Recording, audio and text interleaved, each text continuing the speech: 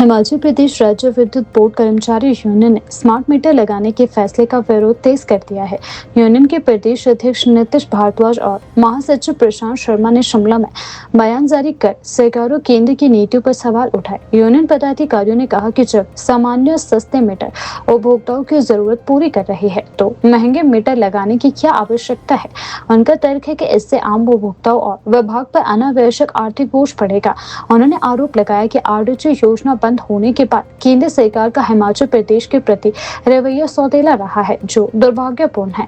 Union का कहना है कि स्मार्ट मीटर को लेकर केंद्र सरकार प्रदेश की कांग्रेस सरकार पर दबाव बना रही है। इसके साथ ही यूनियन ने पुरानी पेंशन योजना के मुद्दे को भी उठाया। उनका कहना है कि जब मुख्यमंत्री सुखविंदर सिंह सुक्खू ने कई बार बिजली बोर्ड कर्मचारियों को ओपीएस बहाल करने का आश्वासन दिया है, तो अब तक इसे लागू क्यों नहीं किया गया। कर्मचारियों ने कहा कि उन्होंने इस संबंध में मांग भी रखी थी और इसे पूरा करने की बात भी कही गई थी। यूनियन ने स्पष्ट किया कि यदि उनकी मांगों पर सकारात्मक निर्णय नहीं लिया गया तो वे आंदोलन की राह अपनाने को मजबूर होंगे। हम इसके ऊपर यह कहना चाहते हैं कि केंद्र सरकार द्वारा बिजली कानून विधेयक 2025 लाया गया है और उस विधेयक में कुछ इस तरीके से हमारी ये रखा है कि इसका पहला जो चरण है निजीकरण की तरफ जो जाना है वो स्मार्ट मीटर को लेकर के है। इस विधेयक में लिखा है कि कोई भी निजी घराने का कंपनी आकर के किसी भी कंज्यूमर को जो अपनी बिजली भेज सकता है, जिसके लिए जो प्राइवेट करने के लिए निजीकरण की तरफ ले जाने के लिए बिजली बोर्डों को स्मार्ट मीटर लगाया जा रहा है। हम कहना चाहते हैं कि आज देश का 27 लाख कर्मचारी जो है इसका विरोध कर रहा है और प्रदेश के अंदर भी इसका आज विरोध हो रहा है। कर्मचारी भी कर रहा है, पेंशन भी कर रहा है और साथ में बिजली उपभोक्ता भी मिलकर कर रहा है। आप मीडिया के माध्यम से देख सकते हैं कि लोग इसका स्मार्ट मीटर का विरोध करें। हम कहना चाहते हैं कि जब हम 12.5 लाख लोगों को राज्य सरकार फ्री की बिजली दे रही है तो इस तरीके का मीटर जो 10,000 उसकी कीमत है वो ऐसा थोपना कोई संभव नहीं है कि कंज्यूमर के ऊपर थोपा जाए। और पिछले ही दिनों हम कहना चाहते हैं कि एक आदेश अभी कल निकला हुआ है कि बिजली कर्मचारी और पेंशनरों के घरों में जो है इस मीटर को लगाया जाए। हम कहना चाहते हैं कि हम बिजली कर्मचारी और पेंशनर बाद में, पहले हम भी उपभोक्ता हैं, हम भी बिजली के उपभोक्ता हैं। और बिजली के उपभोक्ता को जो केंद्र सरकार ने बिजली कानून 2003 बनाया था उसमें प्रावधान किया गया था कि बिना कंज्यूमर की कंसेंट के बिना इस तरीके का मीटर नहीं लगाया जाएगा।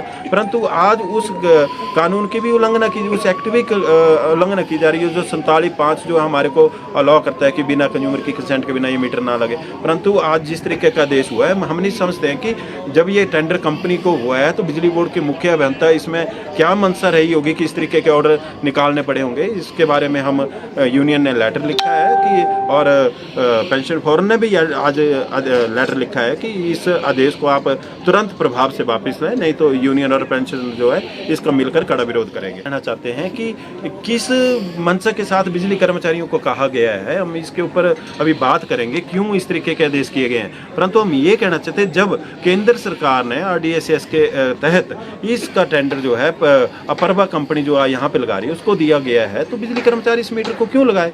बिजली कर्मचारी और पेंशन तो मिलकर इसका विरोध कर रहे हैं, परंतु ये आदेश क्यों किया गया है इसका हम बातचीत के माध्यम से उनसे बात करेंगे। 12 फरवरी का जो हमने यहाँ पे पेन डाउन टूल डाउन किया गया था वो पूरे देश का बिजली कर्मचारी अभियंता मिलकर उस चीज़ को कर रहा था और हम इसी विरोध में थे कि जो केंद्र सरकार द्वारा बिजली कानून विधेयक 2025 लाया जा रहा है जिसका सीधा प्रभाव जो है बिजली बोर्डों को निजी घरानों के हाथों में सौंपना है, उसके विरोध में हम कर रहे थे। और उसकी ही एक मैंने कहा कि पहला जो उसका स्टेप है स्मार्ट मीटर है। स्मार्ट मीटर से क्या होगा कि निजी घराने जब आएंगे तो स्मार्ट मीटर के माध्यम से वो लेखा जोखा करेंगे।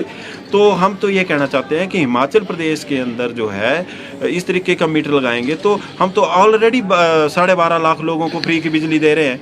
तो जब हमारा 600 रुपये का काम मीटर कर रहा है तो 10,000 की क्या ज़रूरत है। तो इसका सीधा फ़र्क जो है हिमाचल सरकार के ऊपर भी पड़ेगा। अगर हिमाचल सरकार असमर्थ रहती है इसको देने के लिए तो बिजली बोर्ड के ऊपर पड़ेगा, अगर वो भी रहते हैं तो इसका सीधा उपभोक्ताओं के ऊपर असर पड़ेगा।